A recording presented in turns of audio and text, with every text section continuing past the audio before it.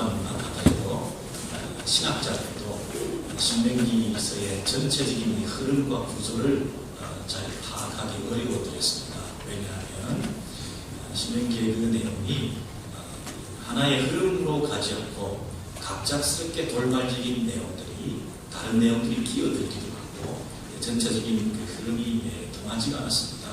그래서 저자가 한 분이 아닌 것 같아. 우리는 모세 오경, 그래서 모세가 이 신명기를 기록했다고 한 분 저작서를 믿습니다. 이 자유주의 신학자들은 이것은 여러 사람들이 쓴 것을 문서들을 편집한 것이다. 그래서 이 문서가 다 다르지 않냐. 그래서 이 후대에 편집한, 그래서 한 분 저자로 받을 수 없는, 조금 더 나아가면 인간들의 어떤 글들을 모아놓은 거지 하나님의 말씀은 아니다, 이런 식으로 신명기 해석에 있어서 그 구조를 파악하는 데 있어서 어려움이 있었습니다. 그런데 1950년대 초에 맨델 홀이라고 하는 기독교 고고학자가 귀한 발견을 하고, 그래서 그 당시 고대 근동사회에 있었던 그 조약 문서들을 발굴해서 그것이 신명기에 나와 있는 전체 어떤 구조와 연관성이 있다는 것을 알게 되었습니다.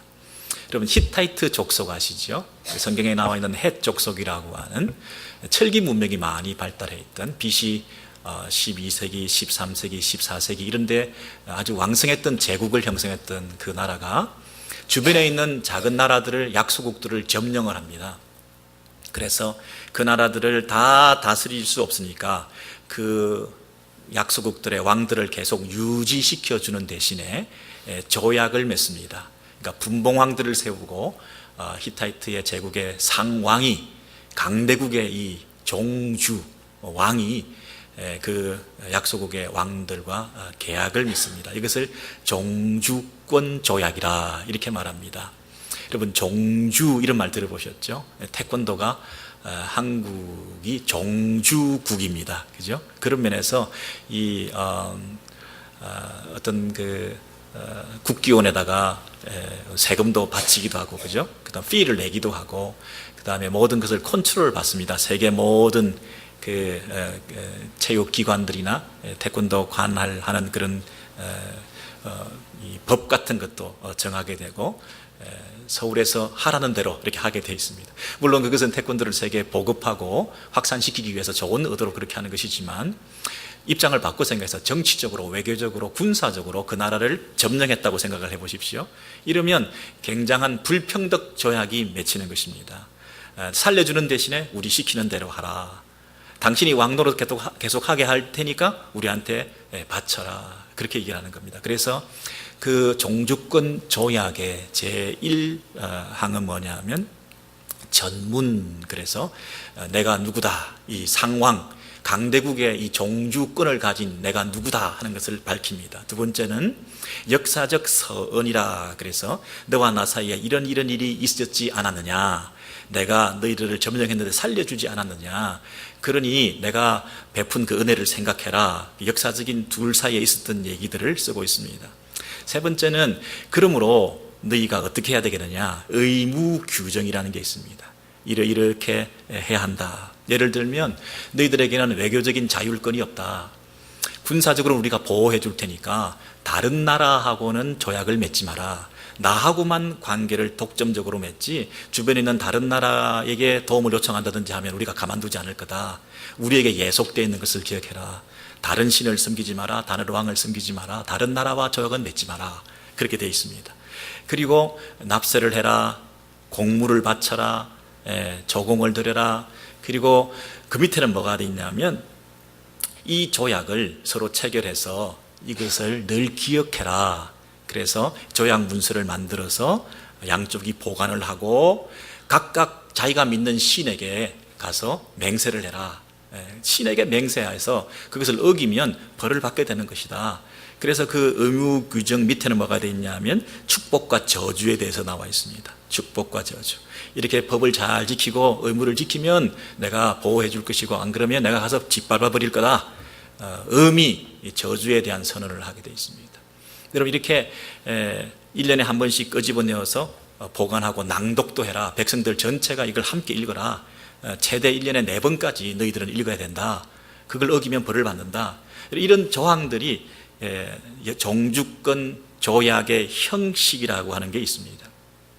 이것을 그 히타이트 제국이 다른 도시국가나 약소국가하고 체결했던 그런 문서들을 발굴을 한 거예요. 그래서 이 형식을 15세기, 14세기 우리 출애굽한 연대가 1400년, 500년대 아닙니까?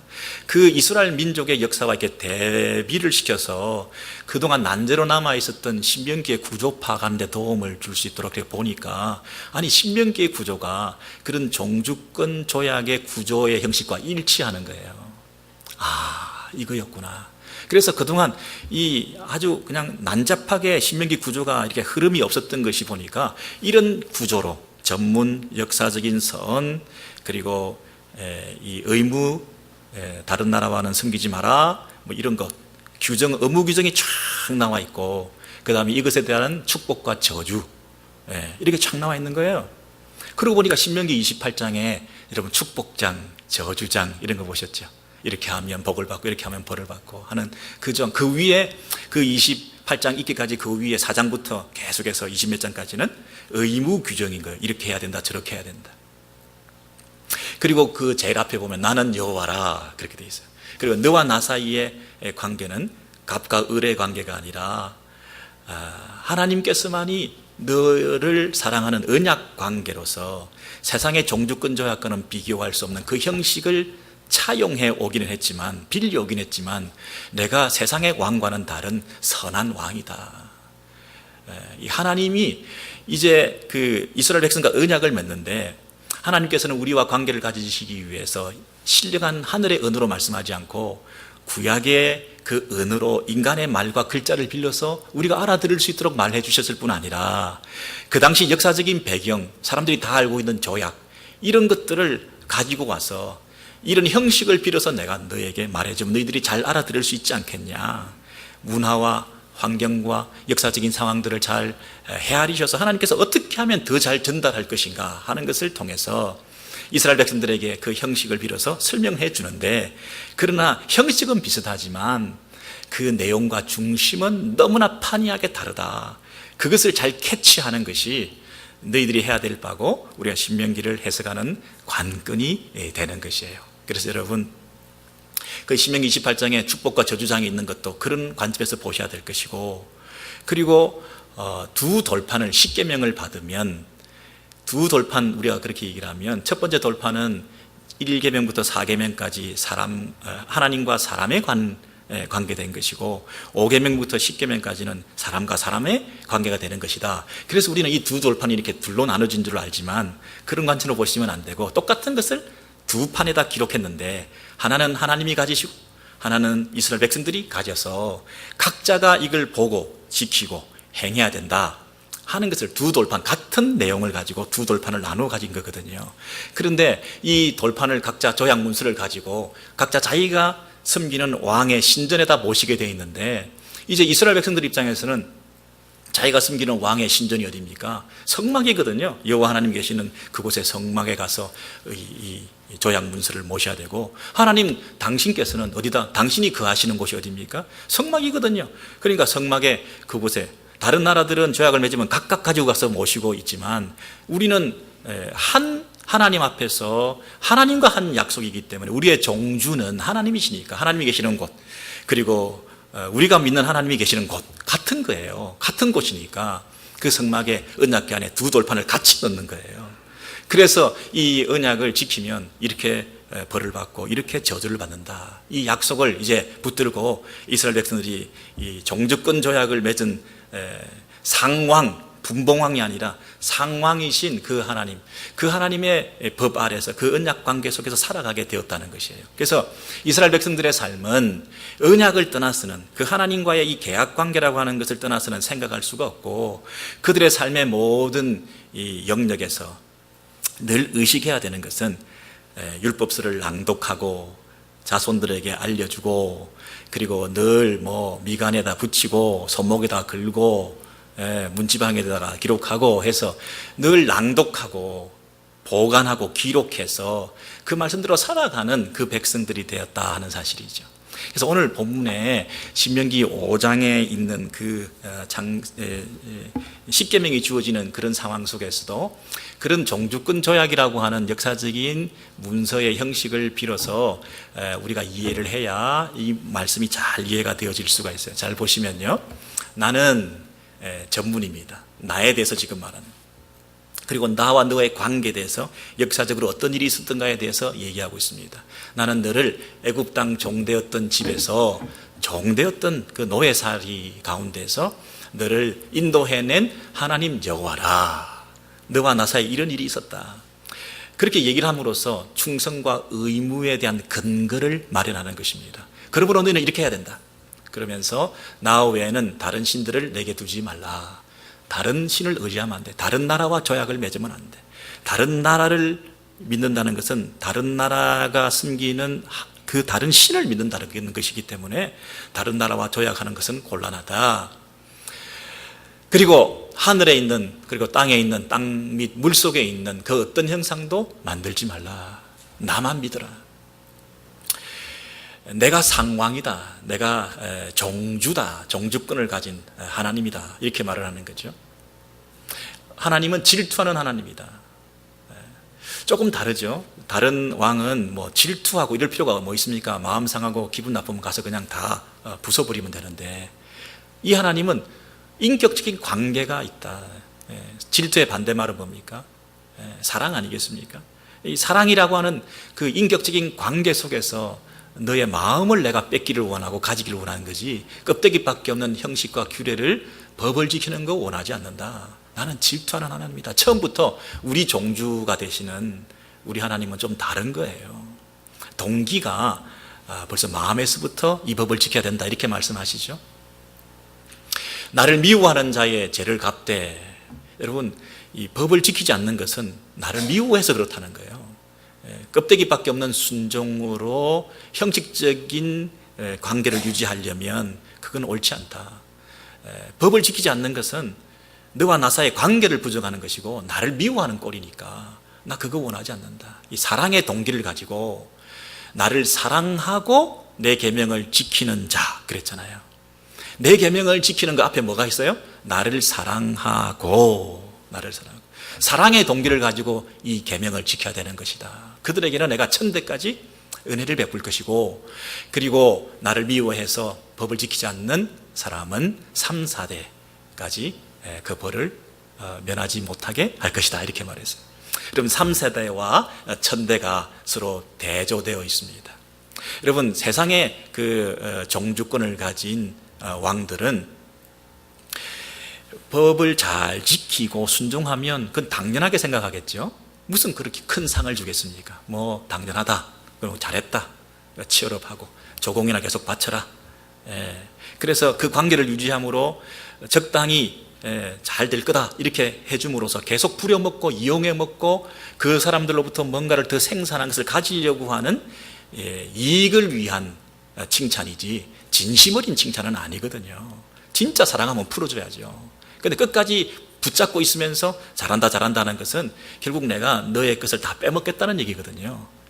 그리고 만약에 그들이 법을 지키지 않으면 이것은 뭐 갑자기 가서 난데없이 쳐버리고 파괴해버리고 너 아니라도 얼마든지 다른 사람들이 있다 이러면서 욕하고. 근데 이 하나님께서는 이게 뒤집어졌잖아요. 잘하면 1000대까지, 잘못하면 3, 4대까지. 세상의 왕들은 잘못하면 더 무자비한 심판, 잘해봐야 적당히 이렇게 치열업할 정도인데, 그렇잖아요. 이런 왕에 비해서 우리 하나님은 근본부터 출발부터가 다른 하나님이다. 여러분, 이 조약을, 언약을 체결할 때 이런 말씀을 들을 때 이스라엘 백성들은 이야, 세상하고는 다르네. 세상 질서와는 다르네. 우리 하나님은 참 좋으신 분이시네. 아니 1000대까지 우리가 뭐 대단한 일을 했다고 이걸 그렇게 귀하게 보셔서 이렇게 큰 축복을 주시냐. 야, 그 종주를 배반했다는 것은 죽어 마땅한데 1000대 만대 우리를 죽여도 괜찮은데 3, 4대 이렇게 대조해 주면서 하나님의 무한하신 자비와 은총에 대해서 강조하고 있는 이런 문서였다는 거예요. 여러분뿐만 아니라 이 하나님께서 다른 나라 사람들하고는 조약을 맺지 마라. 질투하는 하나님이다. 다른 하나님을 섬기지 마라. 오직 하나님만을 섬겨라. 이렇게 말씀하시면서 하나님과 너와의 특별한 관계에 대해서 말씀하시죠. 그리고 이 법을 지키는 동기는 사랑이다. 사랑이다. 너와 나의 인격적인 관계다. 그렇게 말씀하시죠. 여러분, 이런 출발부터 다른 것이죠. 그러고 나서 이제 이스라엘 백성들에게 본격적으로 밑에 쭉 내려오시면 이제 예를 들면 안식일 같은 계명을 주시는데요. 5장 12절부터 15절의 내용을 보시면 이렇게 되어 있습니다. 여호와가 너에게 명령한 대로 엿새 동안은 힘써 내 모든 일을 행할 것이나. 여러분, 이스라엘 백성들이 안식일 규정을 받을 때 쉬어라, 하루 쉬어라 이런 말을 들을 때 어떻게 했어요? 처음 듣는 말이에요. 쉬라는 말은. 그동안 430년 종살이 하던 이스라엘 백성들이 힘써 일해라 그 말은 늘 들었어요. 채찍 맞으면서 늘 일해라. 뭘 쉬고 있냐, 한눈 팔지 말고 계속 일해. 계속 일해라. 노예 신분으로서 계속 일만 하던 사람들이었어요. 근데 쉬어라는 말은 처음 듣는 거예요. 힘써 일해라, 열심히 일해라, 죽지 않으려면 일해라, 그런 말을 듣던 사람이 갑자기 쉬어라 그러니까 쉴 줄을 모르는 거예요. 쉬는 게 뭐지? 쉬어라 그래도 쉴 수가 없어요. 불안해요. 차라리 맞을까? 그냥 맞고 말까? 하루를 쉬어도 억지로 쉰다 하더라도 가만히 쉬고 있는 게 이상해가지고 쉴 줄도 모르고 쉬는 방법도 모르고, 그래서 뭔가 또 일을 해야 돼. 그냥 와서 서 있어. 일을 해. 일터에 가가지고 또 서 있는 거예요. 아이고, 뭐 내가 잠깐 쉬면 뭐 아내라도 일을 시킬까? 내가 아니면 자식이라도 일을 시킬까? 뭐 기계라도 돌려놓을까? 가만히 있으니까 불안한 거죠. 그렇게 쉴 줄을 몰라가지고 왔다 갔다 하다가 아이고, 이거 안식일이 정말 쉰다는 게 어렵구나. 차라리 일하는 게 낫네 이거. 근데 불안하니까 뭔가라도 해야 안심이잖아요. 쉬고 있다가 망하는 것 아닌가? 쉬고 있다가 다 죽는 것 아닌가? 이런 마음에 뭔가를 자꾸 하려고 하잖아요. 그죠? 완전히 쉰다는 게 어려워요. 쉴 줄을 몰라요. 이런 이스라엘 백성들이 엿새 동안은 열심히 일하고 일에는 쉬어라. 그렇게 말할 때 처음 듣는 말이었어요.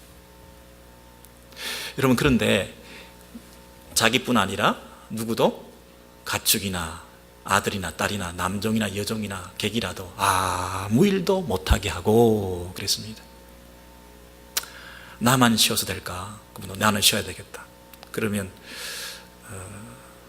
아들은 쉬게 하고 뭐 딸은 일하게 해볼까? 아이고, 뭐 자식들은 다 쉬어보자 그러면. 그 대신 남종은 일하게 하고 여종은 쉬게 해볼까? 종까지 다 쉬어라고 한대. 종도 다 쉬게 해보자. 가축은 그냥, 소나 나귀는 그냥 일을 하게 해볼까? 기계는 돌아가게 만들어 놓을까? 시스템은 돌아가게 만들어 놓을까? 나하고 아무 상관없는 객이나 손님도 우리하고 가족도 아닌데 그냥 그들도 쉬게 해라. 이게 뭡니까? 완전한 안식이죠. 완전한 안식. 여러분, 사실은 이 여호와가 강한 손과 편팔로 거기서 너를 인도하여 내었나니 그러므로 이렇게 돼 있죠. 애굽에서 하나님께서 우리를 건져내셨나니 그러므로 너는 쉬어라 이렇게 돼 있죠. 그렇다면 이 쉼은 어떤 의미가 있나요? 출애굽에 있어서 너희가 보탤 일은 아무것도 없다 이런 뜻이에요. 애굽에서 건져내신 그 하나님의 일을 즐기기만 하면 된다 이 얘기죠. 근데 놀라운 것은 이 본문이 원래는 창조기사와 연관이 되어 있습니다. 하나님께서 천지를 만드시고 6일째까지 일하시고 그 다음 날은 안식하셨어요. 그리고 너희들도 안식해라 그랬잖아요. 그러면 그 안식일 7일 지나고 나서 8일째 되는 날은 이제 또 새로 출발해야 되니까 하나님이 또 창조를 시작하셨던가요? 9일째 또 일하셨던가요? 아니죠. 7일부터 완전한 안식에 들어가신 거죠. 7일째 쉰다는 얘기는 하루 쉬는 게 아니라 하나님의 창조에 대해서 완성된 그 창조를 즐기는 것이죠. 하나님이 창조하신 것에 대해서는 내가 더 이상 가타부타 할 수가 없고 내가 뭔가 보태가지고 그 창조에 도움이 될 수 있는 것이 없다는 뜻이에요. 하나님의 창조에 완성된 완벽한 그 창조에 대한 믿음이에요. 하나님 모든 것을 하셨구나. 내가 할 수 있는 것은 아무것도 없구나. 여러분, 출애굽 구원 사건에 있어서 이제 너희들이 할 것은 아무것도 없다. 하나님이 다 하신 것이다. 완전한 안식이죠. 여러분, 우리가 내 동력, 내 능력, 내 가능성 이런 것들이 내 안에 살아있어서 그걸 모든 걸 내려놓지 못하고 뭔가 내 안에 있는 내재적 있는 자원을 돌려서 그 힘을 가지고 내 안전과 내 미래를, 내 물질과 내 안식을 보장받으려고 하는 그 끊임없는 욕망이 우리 안에 있어요. 뭔가 돌려놔야 안심이 되죠. 가축이라도 돌려놔야지, 남종이라도 돌려놔야지. 다 쉬게 할 수는 없잖아요. 어떻게 다 쉬게 하나요? 근데 그걸 다 쉬게 한다는 얘기는 뭐예요? 하나님이 완전하시다는 것을 믿는 거예요. 하나님이 모든 것을 다 하셨다. 하나님께서 완벽하게 내 삶을 주장하신다. 하나님이 모든 걸 책임지신다. 하나님이 하신 일에 내가 더하고 보탤 것이 없다 하는 믿음이 있을 때 내가 가진 모든 것을 내려놓을 수 있어요. 그게 안식일의 의미입니다. 내가 쉬지 못한다, 마음이 왔다 갔다 분주하다, 그 얘기는 뭡니까? 하나님의 완전하심을 믿지 못하는 거죠. 우리의 종주가 되시는 하나님은 쉬어라 하시는 거예요. 세상 왕들은 사람들을 부려놓고 자기가 쉽니다. 다 노예들을 부려놓고 자기가 쉽니다. 그 왕의 안식에 노예들이 동참하게 만들지 못합니다. 왕이 더 많이 쉴 수 있도록 더 많은 착취와 노동을 요구합니다. 그러나 우리 하나님은 하나님의 안식에 동참하라고 얘기합니다. 그런 왕이 어디 있나요? 그런 왕이 어디 있을까요? 하나님의 안식에 동참하라. 그런데 그 하나님의 안식은 완전한 안식이라는 거예요. 여호와의 안식일인즉, 그랬어요. 여호와의 안식일인즉. 이 안식은 하나님께 속한 것이에요. 안식은 하나님만 누릴 수 있는 거예요. 근데 그 안식에 우리가 동참할 수 있는 축복을 주셨어요. 일만 부려먹는 다른 왕에 비해서 우리 하나님은 하나님의 완전한 안식에 참여하라고 말하고 있어요. 이 완벽한 안식의 그 기쁨을 누려라는 거죠. 모든 것 내려놓고, 이것이 안식이구나, 이것이 평화구나, 이것이 위로구나, 이것이 하나님을 신뢰하는 것이구나, 하나님을 진정 믿을 때 모든 걸 내려놓을 수 있는 참된 안식이 나에게 물밀듯이 찾아오는 것이구나, 바로 이거구나. 여러분, 그걸 누리지 못하는 사람들은 이 안식의 개념을 아직도 모르는 거죠. 출애굽은 무슨 뜻이죠? 여섯 동안 일하다가 하루 완전히 믿음을 가지고 하나님 앞에 쉴 수 있도록 한 것이 출애굽이죠. 애굽에서는 뭐 했나요? 내내 일한 사람들이죠. 하루를 쉴 줄 몰랐던 사람들이죠. 우리가 신앙이 성숙해 간다는 것은 무슨 뜻일까요? 하루를 온전히 쉴 수 있게 된다는 거죠. 처음에는 출애굽해가지고 하루를 쉴 줄을 몰랐어요. 광야에서 만나가 내리는데도 안식일에는 만나가 안 내릴 텐데도 나가서 서 있는 거예요. 미리 2개를 주스다가 안식일은 쉬어라고 그랬는데 매일 내리던 만나가 어떻게 안 내리겠냐. 여러분, 굶기도 하고 썩기도 하고 이러면서 안식일의 그 의미를 배워갔던 이스라엘 백성들.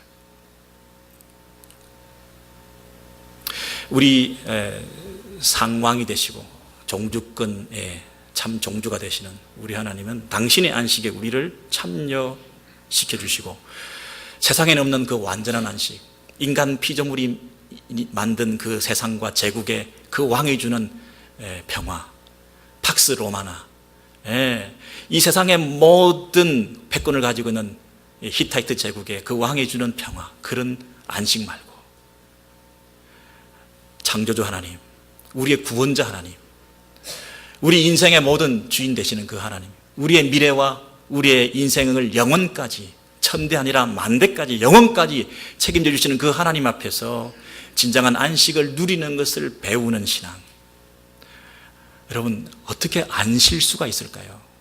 안 쉬는 것이 이상하잖아요. 세상 사람들은 쉬는 것을 책망하고 벌하고 일하는 것을 장려하면서 일하지 않으면 죽인다고 채찍 들고 있는데, 우리 창조주 하나님, 구원자 하나님, 완벽한 우리의 유일하신 참 하나님, 참 상황이신 우리 하나님께서는 쉬어라, 내가 책임지겠다. 어떻게 안 쉴 수가 있나요? 안 쉬는 것이 이상하지 않아요. 뭔가 그 끝으로머리라도 뭐라도 돌리고 있어야 편안한 하나님에 대한 절대 순종과 헌신과 신뢰의 마음이 없는 동분서주하고 왔다 갔다 하는 우리들의 이 모습 속에서 하나님께서 얼마나 안타까워하실까요?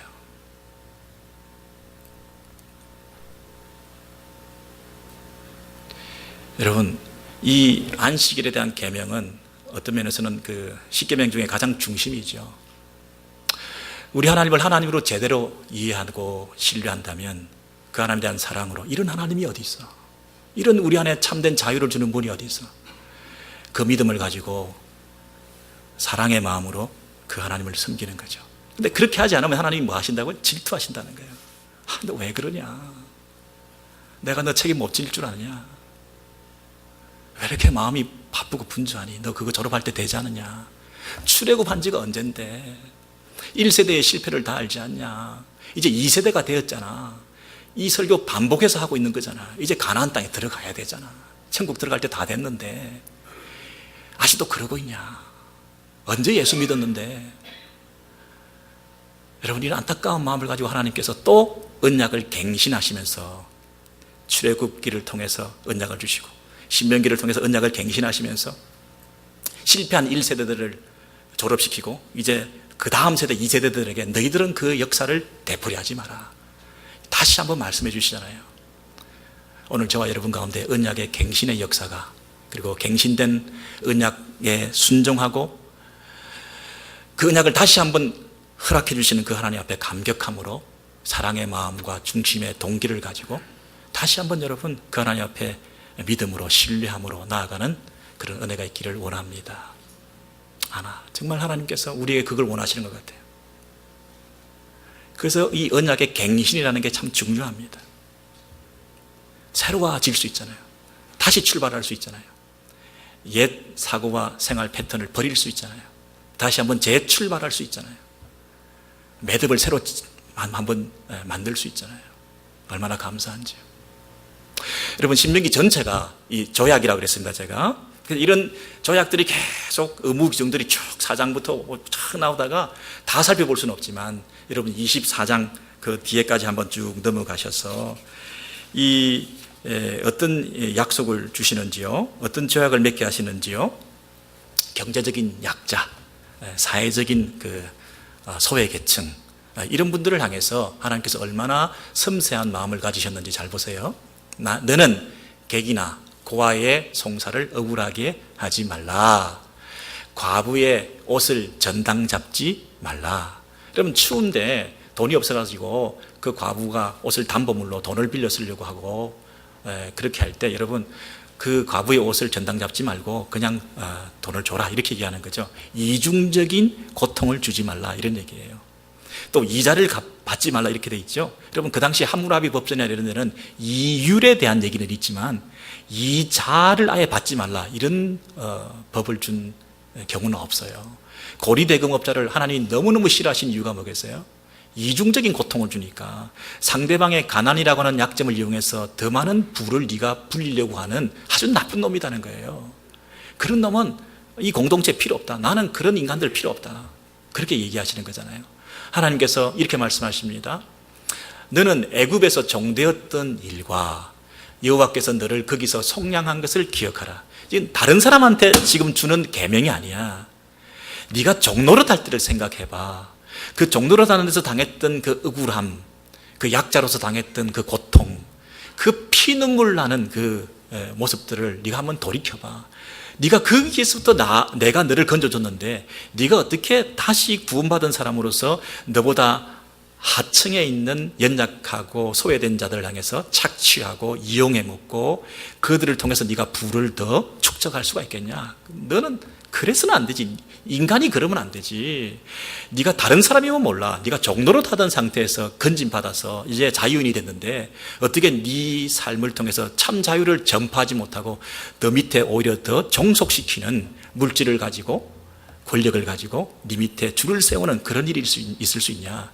공동체 안에서 내가 세우려고 하는 공동체는 그런 것이 없어야 되는데 너를 통해서 내가 그 일을 할 거야. 근데 너는 네 신분과 네 주제가 어떤지를 알아. 네가 올챙이 시절을 알아야지. 네가 애굽에서 종살이 하다가 자유함을 얻었잖아. 그러므로 너를 통해서 자유가 더 확대되어져야지 네가 어떻게 또 종살이를 네가 시키냐 다른 사람들을. 그러면서 막 얘기하시는 거예요. 이러므로 내가 너에게 명하노다. 이 말을 내가 왜 명하냐? 종살이 하던 걸 건져주었던 그 역사적인 사건을 생각해 보면서 너에게 내가 이 말을 꼭 해야 된다는 거예요. 딴 사람이면 내 말 안 한다는 거예요. 그러면서 곡식 벨 때에 밭에서 추수할 때에 그 한 뭇을 곡식단 말하는 거죠. 그 곡식단을 세워놓고 그냥 돌아와서 잊어버리고 왔어요. 그러면 다시 가서 네 것 챙겨오지 마라. 그거 다른 사람 먹을 수 있도록 해라. 고아나 가부나 객이 그것을 가서 먹을 수 있도록 해라. 네 거 다 챙겨가지 마라. 아참 잊어버렸지. 또 뛰어가지 마라. 잊어버렸으면 잊어버린 대로 둬라. 그렇게 말하는 거죠. 그리하면 너의 하나님께서 너의 범사에 복을 내리실 거다. 그리고 감람나무를 딴 후에 그리고 포도를 딴 후에 그 남은 것을 다 흔들어 가지고 다 떨어 가지고 다 떨어지게 그 열매를 만들지 말고 붙여놔라. 다 흔들지 마라. 그리고 밭에 사방 기퉁에 있는 것까지 다 깡그리 다 추수하지 마라. 놔두면 객고와 과부가 와서 그것을 취할 수 있도록. 내가 이거 남한테 하는 얘기 아니야. 너한테. 너는 누구냐? 애굽 땅에서 종되었던 것을 네가 기억해봐. 그런 종살이 할 때 생각을 해봐. 그러면 네가 어떻게 해야 되겠냐? 이렇게 말씀하시죠. 여러분, 이것이 뭡니까? 조약입니다. 조약. 아니, 세상의 다른 조약들은 이런 디테일하고 이렇게 섬세하고 사력 있고 약자를 배려하고 이런 조약이 어디 있습니까? 강자가 약자를 착취하고 약자가 있으면 더 달게 들어가서 늑대처럼 다 잡아먹고 다 빼먹고 그런 약육강식의 원리가 지배하는 이 세상 가운데서 이렇게 우리 하나님은 선왕이 되시고 좋으신 우리 하나님은 새로운 우리에게 질서를 주셔서 우리가 세우는 공동체는 이러해야 된다라고 말씀하시니 와, 이런 하나님이 어디 있습니까? 이런 조약이 어디 있습니까? 아니, 이걸 조약이라고 주십니까? 당연한 거지. 내가 종되었던 놈인데 내가 살아나서 구원받아서 자유를 누린다는데 내가 어떻게 남을 종노릇합니까? 하나님, 당연하죠. 당연하죠. 절대로 안 그럽니다. 저는 절대로 고리대금하지 않습니다. 이자 받지 않습니다. 저는 절대로 과부의 옷을 전당 잡지 않겠습니다. 저는 너그럽게 여유롭게 인색하지 않게 주변 사람들에게 다 퍼주겠습니다. 저는 그저 살기만 하면 됩니다. 먹고 살면 됐지 잉여분의 재산 이런 거 가질 필요 없습니다. 정말 내가 가진 자가 양보 많이 해서 가난한 사람 더 많이 가지게 해서 평균의 원리가 실현되는 그런 공동체 한번 이루어보겠습니다. 세상에는 먹고 뜯고 물고 뜯기는 그런 아비규환이 벌어지는 세상이지만 우리 좋으신 하나님 이런 법을 주시다니요, 이런 조약을 체결하시다니요, 순종하고 말고요. 왜 이걸 안 해요? 하나님께서 이렇게 원하시는 걸 내가 왜 안 하겠어요? 하나님께서 이루시고 하시는 그 나라는 이런 나라군요. 공평과 정의가 사랑과 희생과 은혜가 풍성한 이 공동체를 우리 하나님 왕이신 그분이 이루시고자 나를 부르셔서 애굽에서 종로를 하는 나를 부르셔서 이 사명 주셨는데 기쁨으로 감사함으로 내가 전적으로 헌신해서 내가 죽도록 충성해서 내 마음의 중심과 동기를 하나님 앞에 드려서 하나님 뜻을 이루는 그 일에 헌신하겠습니다. 왜 안 해요? 조약 맺고 사인하고 충성하겠죠. 안 그렇습니까, 여러분? 성주가 성을 하나 가지면 그 성 안에 들어와 살 수 있도록 하기 위해서 사람들에게 요구하는 조약들이 많습니다. 여러분, 당시에 그 성을 가졌다는 얘기는 성 안에 안전이 보장되는 것입니다. 성 밖에는 어떤 일이 벌어집니까? 약탈, 겁탈, 방화, 착취, 도적들이 막 다니는데요. 그 성 밖에 있다는 것은 거의 가축처럼 개죽음을 당할 수 있는 위험성이 있어요. 가장이 처자식을 데리고 살아갑니다. 그런데 바깥에 성 밖에서는 살 도리가 없어요. 성주에게 가서 충성을 맹세합니다. 성주께서 우리를 이 성 안에 들어와 살게만 해주신다면 내가 무슨 짓이라도 하겠습니다. 불평등 조약입니다. 불평등 조약입니다. 왜?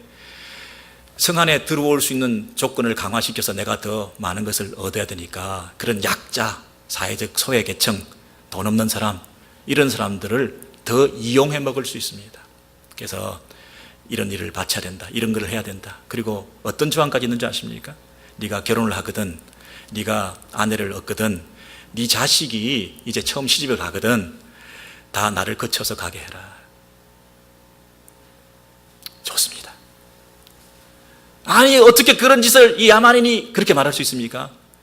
성 밖에 나가면 도적들한테 겁탈당하는데, 성 밖에 가면 개죽음인데, 성 안에라도 들어와 있어야죠. 억울함을 감수하고 울며 겨자 먹기라도 들어와야죠. 네가 농사를 짓고 싶은데 내 땅에서 농사를 지으려면 80% 내라. 아니 이런 불평등자기, 이 더러운 놈이 가지면 다야, 이 부자놈들이 이거 모양 사회를 뒤집어 놔야 되겠구만, 민중 봉기를, 농업혁명을 일으켜서 이게 나쁜 것들이, 그렇게 말할 수 있을까요? 80%. 여러분 80% 중에 20%는 우리가 소장인이 그걸 수입을 가질 수 있을까요? 웬걸요. 20% 중에 10%는 국가에 세금 바쳐야죠. 그러면 10%만 남아서 야 이거 가지고 살만하겠죠? 네, 아니죠. 10% 중에 5%는 지방관리들한테 바쳐야죠. 지방세 내야죠. 5% 남습니다. 내가 실컷 뼈 빠지게 1년 내내 땡볕에 나가서 일해가지고 5% 가지고 살아갑니다. 근데 그 소작농이 그 지주한테 사인하겠죠? 조약을 맺겠죠? 왜? 자기 아니라도 일할 사람 많으니까. 사회 전반적으로 90%가 소작농인데, 야, 너 아니래도 1%도 먹지 않아도 일할 사람 많이 있어. 너 아니면 그거 관도. 아니, 제발 일만 할 수 있게 해주세요. 일만 할 수만 있겠어요. 입에 풀칠만 하면 돼. 여러분, 우리 하나님께서 조약을 맺는 거예요. 약자, 소외된 계층, 없는 사람, 이런 사람들을 배려해라. 그리고 그 사람들을 제도적으로 지켜주기 위해서 네가 10의 1을 내라. 가난한 사람 구제하는 11조를 내라. 낼 수 있겠냐? 뭐라고 생각해서 이 사람이? 안 됩니다. 어떻게 10의 1만 냅니까? 90% 뺏기는데 어떻게 10의 1만 냅니까? 전 더 내겠습니다. 이런 분이 어디 있어요? 10의 1만 내라는 사람이. 저는 안 돼요. 불안해서 안 돼요. 저는 10의 8 내겠어요. 그럴 거 아니겠습니까? 성 안에 들어와 살 수 있게만 해준다면. 딸을 바쳐서라도 그 성 안에 거주하려고 하는 그 아비의 피눈물 나는 그 마음. 우리 하나님은 고아와 가부된 자를, 홀로 된 자를, 그들의 옷까지도 챙겨줘라. 이렇게 자애로우시고 은혜가 많으시고 이렇게 선한 왕이 도대체 어디 있나요? 이런 왕이면 한번 죽도록 섬겨볼 만하지 않은가요? 이런 왕이면 내 평생 생명을 걸고 이분을 위해서 충성할 만하지 않는가요? 이 하나님 앞에서 내 인생을 걸 만하지 않은가요? 이 하나님 앞에서 의례적인 준수, 율법적인 규칙 지킴이 아니라 내 마음에 뜨거운 마음을 가지고, 중심에 뜨거운 사랑의 마음을 가지고 이 하나님을 사랑함으로 이 하나님이 원하시는 거 내가 다 하겠습니다. 이 하나님이 죽으라면 죽겠습니다. 이 하나님이 나에게 고난을 주시는데 그 고난의 의미도 모르고 나는 고난을 기쁨으로 당하겠습니다. 이 하나님이 만약에 나한테 도둑질을 하라 그러면 난 망보겠습니다. 그 정도로 나 하나님 앞에 순종하겠습니다. 이 하나님에 대한 새로운 차원의 내 신앙이 있다고 한다면 내 삶을 송두리째 그 하나님께 온전히 다 드리겠습니다. 하나님이 원하시는 그 이상적인 공동체, 하나님의 나라, 이 땅에 그 나라를 구현해 내시기를 원하는 그 하나님의 꿈에 내가 동참하겠습니다. 내가 가진 조그마한 탤런트나 물질이나 시간이나 내가 모두 다 드리겠습니다. 여러분, 이것이 정상적인 그 하나님과 조약을 맺은 한쪽 파트너의 당연한 리스판스 아니겠습니까? 그거 안 한다 그러면 이건 인간이 아니죠. 그런 조약에 순종함이 없다는 것은 이건 사람도 아니죠. 안 그렇습니까? 여러분 그 26장 이하에 보시면 이 부분에 대해서 구체적으로 네가 가난한 사람을 도우려면 3년마다 11조를 내라 그렇게 말씀하시죠. 11조를 드릴 때에 모든 소산의 11조 다 내기를 마친 후에는 그것을 레위인과 객과 고아와 가부에게 주어서 배부르게 하라 그랬어요. 이 11조는 3년마다 내는 11조인데 가난한 사람들을 위해서 내는 11조예요. 그런데 뭐라고 얘기했냐면 그 명령을 받고 백성들이 당연하죠. 그렇게 얘기를 한 거죠. 내가 주의 명령을 범하지도 아니하였고 그 명령을 결코 잊지도 아니하고 주께서 명하신 대로 다 행할 수밖에 없습니다. 당연하죠. 마땅한 거죠. 원컨대 하나님께서 이 조약을 내가 성실하게 준수했으니 하늘에서 하감하시고 주의 백성에게 복을 주시고 적과 꿀이 흐르는 땅에 하나님께서 복을 내려 주옵소서. 여호와께서 이 규례와 법도를 명하시나니 그런즉 너는 마음을 다하고 성품을 다하여 지켜 행하라. 이 규례를 지키는 것은 네 마음에서부터 나오는 거라는 거예요. 나를 사랑하는 중심에서부터 동기가 되어서 그 법을 지키는 것이라는 거예요. 그랬을 때 너의 그 기꺼운 마땅히 드리는 그 순종의 삶을 통해서 내가 너를 복 주겠다 이렇게 말씀하시죠. 왜냐하면 축복과 저주, 언약의 조항에 따라서 법을 지키니까 하나님께서 그 조항에 따라 복을 주시는 거죠. 당연한 거죠. 근데 그 26장 말고 14장에 가시면 또 한 번의 11조에 대해서 이렇게 말씀하시죠. 이 공동체가 제대로 되려면 하나님께서 또 이렇게 말씀하셨어요. 너는 마땅히 매년, 아까는 3년마다 그랬죠. 3년마다 했는데 지금 매년 토지 소산의 11조를 드릴 것이며 너희 하나님 여호와 앞에서 곡식과 포도주의 기름의 11조를 먹으라. 먹으라 그랬어요. 자기가 낸 11조를 먹으라. 곡식, 포도주, 기름을 가지고 와서 함께 공동체 안에서 먹으라. 그리고 소와 양의 처음 난 것을 가지고 와서 하나님께 먼저 바치고 그것을 먹으라. 그리고 여호와 하나님 경외하는 것을 배워라. 이 교육적인 차원이죠. 자녀들 앞에서 또 성도들이 함께 모여서 잔치를 베푸고 축제를 베풀면서 너와 너의 권속이 함께 먹고 즐거워할 것이다. 11조를 왜 드려요? 공동체 안에서 함께 즐거워하고 음식을 나누고 그리고 예배 비용으로 쓰고 교육적인 차원을 위해서 함께 드려야 되는 10의 일이 있었어요. 그리고 매 3년 끝에 그의 소산의 이건 아까 그 얘기죠. 그죠? 그 반복이죠. 그러니까 여러분 11조 구약에 좀 거부감이 많이 가진 분들도 계시겠지만은 성경 그대로 제가 풀어드리면 이게 11조만 얘기하는 게 아니고 조약과 관련해서 종주권 조약과 관련해서 이러이러한 의무 규정 속에서 이 11조 얘기가 그 사회들 약자들을 돕고 하나님과의 예배의 관계를 회복하고 유지하는 데 필요하기 때문에 그 10의 1을 바침으로써 이 조약을 계속 유지해 가라 이런 뜻이에요.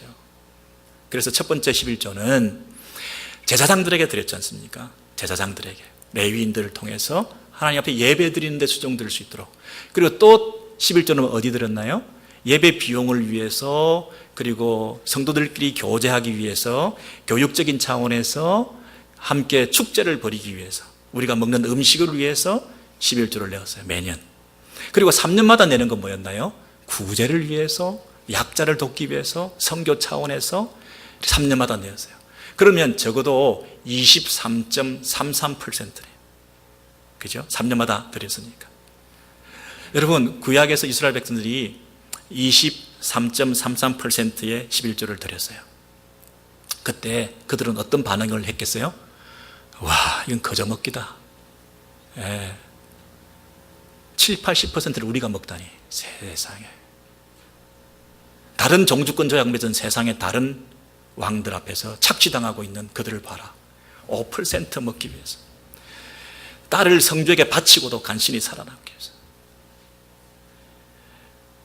그런 소장농의, 노비의, 그런 약소국의 비애를 겪는 그런 불평등 조약 속에서 살아가는 그 인생들을 바라볼 때, 와, 우리 이스라엘 백성들은 참 하나님을 섬기며 그 하나님 앞에 10의 1을 드리고 그 10의 1을 통해서 레위인들이 하나님 앞에 예배를 드리는 제사 제도가 잘 돌아가고 하나님과의 관계가 회복되어지고 있고 10의 1을 통해서 약소한 연약한 병든 소외된 계층들이 먹을 수 있도록 최소한의 생명을 유지할 수 있도록 도와주는 그런 물질이 들여지고 있고, 공동체에 함께 모여가지고 10회를 드림으로써 공동체 안에 평화와 기쁨이 넘치고 성도의 교제가 가득하고 우리 자녀들에게 믿음이 전달되는 교육의 차원에서 이런 일들이 벌어지고 있는 이 언약 공동체, 하나님을 모시고 살아가는 하나님의 나라의 백성들이 이렇게 세워져 가고 있는 걸 보면서 세상 사람들이, 이방 사람들이 복받았도다, 정말 복받았다, 우리처럼 착취당하는 그런 나라가 아니라 저 하나님 잘 섬기면서 저 복받는 거 좀 봐라, 정말 복받았도다. 여러분, 그런 아름다운 꿈을 꾸고 하나님께서 이 계명을 주신 거 아니겠습니까? 근데 갈수록 세월이 흐를수록 어떻게 되었겠습니까? 아깝죠. 다 가지고 싶죠. 예배 뭐 그냥 굳이 드려야 됩니까? 습관적으로 드리게 되고, 정성을 안 바쳐도 되고, 병든 것, 눈먼 것 뭐 이런 거 바쳐도 되고. 예. 그러면서 그 하나님과의 관계가 점점 시들시들해지면서 약자들을 돕기는커녕 오히려 착취하고, 오히려 그들을 오히려 이용해 먹고, 그런 이 짐승들의 공동체가 되고 말지 않았습니까? 그러면서도 자기들이 뭘 잘못했는지 모르는 그런 시대에 살고 있었죠. 그게 여러분 구약시대 말라기서의 모습이에요. 신명기 하면 이미 출애굽해서 이제 가나안 땅에 들어가기 전에 이런 방식의 플랜을 가지고, 이런 조감도를 가지고, 이런 청사진을 가지고 나는 내 나라를 이끌어 갈 거야, 너는 이 계명대로 지켜, 내가 너를 건져낸 구원한 하나님의 그 놀라운 은혜의 입은 자들이라면 이런 역사적인 배경이 있는 것을 너희들이 알고 한시도 잊어버리지 말고 늘 꺼내서 율법서를 낭독해. 내가 맺은 그 언약을 잊지 마. 자녀들에게도 늘 가르쳐. 그래서 그 나라에 들어가서 가나안 땅에서 이 꿈을 한번 펼쳐보자. 세상 가운데서 이스라엘이 가지고 있는 그 독특한 아름다움을 세상 가운데 드러내 보여주자.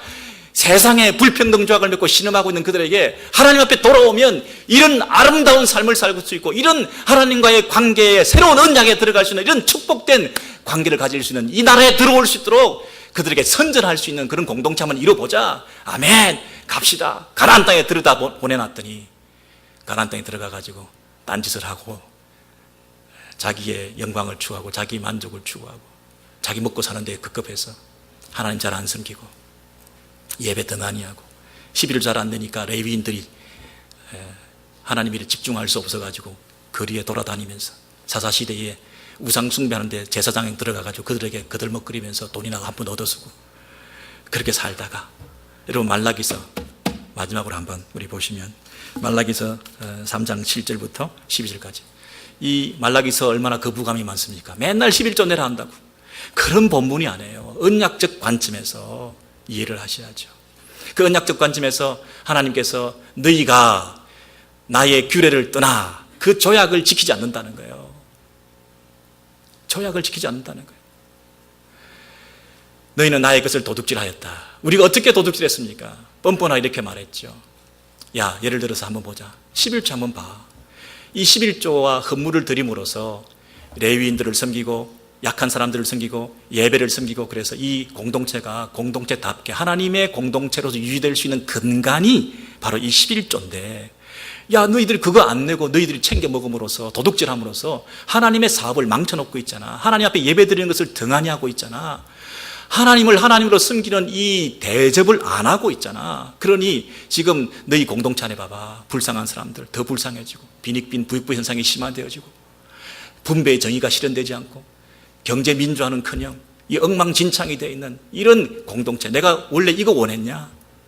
내가 이거 원한 거 아니야? 예배 공동체, 섬김의 공동체, 사랑의 공동체, 공평과 정의가 하수처럼 흐르는 그런 공동체, 이 공동체 한번 세워봐서 세상 앞에 떡하니 나타나 보여서 제사장 나라로 세워서 세상 사람들이 부러워하며 이 공동체에 들어오기를 원하는 그런 나라 한번 세워보려고 하는데 너 뭐 하는 짓이야? 다 망가뜨려 놨잖아. 11조 안 드리네. 11조 안 드리니까 다 엉망이 됐잖아, 지금 질서가. 물질적인 욕심, 자기를 챙기는 마음, 조약을 파기하는 태도, 여러분 이런 걸 통해서 이 세상이 지금 어떻게 되었습니까? 너희들은 뭐예요? 도둑질하였으므로 온 나라가 지금 도둑질하였으므로 저주를 받았느니라. 저주. 여러분 이 축복과 저주가 이 조약의 근거에서 나오는, 갑자기 11조 안 하면 저주 내린다 이렇게 말하는 게 아니고, 처음 맺었던 그 종주권 조약에 의해서 너희들이 이렇게 하지 않았고 이렇게 망가뜨려 놨으니 너 나라는 다 저주받을 수밖에 없다. 그렇게 말씀하시는 거잖아요. 하나님도 참을 만큼 참으셨잖아요. 여러분, 말라기는 말세입니다. 구약의 마지막입니다. 말세의 징조가 뭡니까? 뭐 첫째 기근이 있고 지진이 있고 뭐 이런 게 말세의 징조입니까? 교회 안에 말세의 징조가 뭡니까? 하나님 앞에 마땅히 드릴 것을 드리지 않는, 11조 안 드려도 마땅한 아무 재책을 느끼지 않는. 여러분, 제가 지금 11조를 율법적으로 말하고 있습니까? 헌금 설교하고 있습니까? 제가 언약에 신실하라는 것입니다. 하나님 앞에 여러분 신실하라는 것입니다. 여러분의 그 알량한 자존심과 욕심, 신학적인 이런 거 다 내려놓으시고 하나님의 마음을 아시라는 겁니다. 하나님이 지금 원하시는 게 뭔가를 깨달으시라는 겁니다.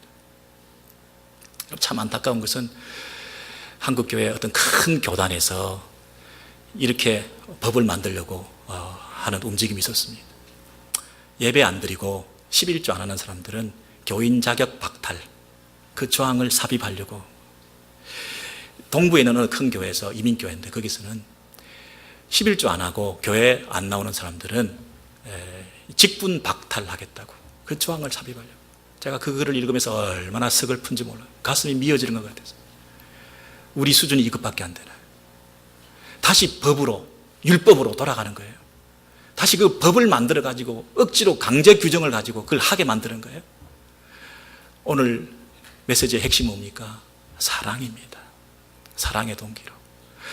여러분, 하나님이 누구신가를 생각하면 세상 그 악한 왕들에 비해서, 불평등 조약을 맺어서 우리를 착취하는 그 종주권 조약에 비해서 하나님과 나와의 맺은 그 언약 관계를 생각할 때 그 하나님 앞에서 내가 생명 다해서 죽도록 충성할 만하지 않습니까? 그분의 꿈에 죽도록 내가 헌신할 만하지 않습니까? 먼저 그 나라를 위해서 내 모든 걸 걸 만하지 않습니까?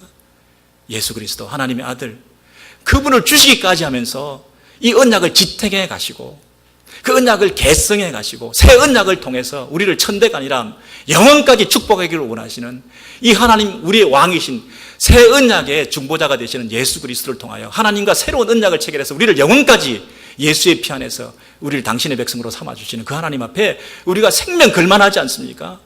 시간과 마음과 물질과 모든 걸 바쳐서라도 죽도록 충성하고 죽도록 그분을 사랑할 만하지 않습니까?